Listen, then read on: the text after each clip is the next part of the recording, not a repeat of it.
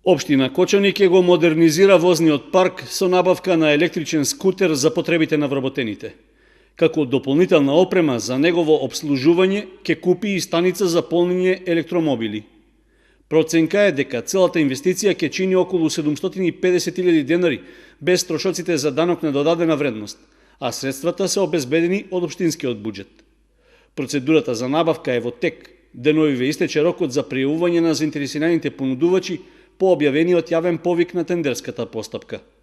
Според спецификацијата во повикот, се бара електричниот скутер да задоволува одредени карактеристики, односно да има моќност од 3 киловати и да може со едно полнење да обслужува опсек од околу 70 км. Максималната брзина треба да биде до 50 км на час, со носивост до 200 кг.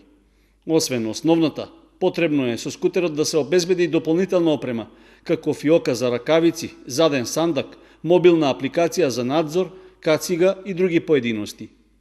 Покрај скутерот на струја, општината планира да набави и станица за полнење електромобили, која треба да има 2 приклучока од кои секој треба да обезбедува моќност од по 22 киловати. Во спецификацијата е нагласено дека станицата треба да овозможува за 3 часа да се наполни акумулаторот на електричното возило за да обезбеди непрекинато возење до 100 км.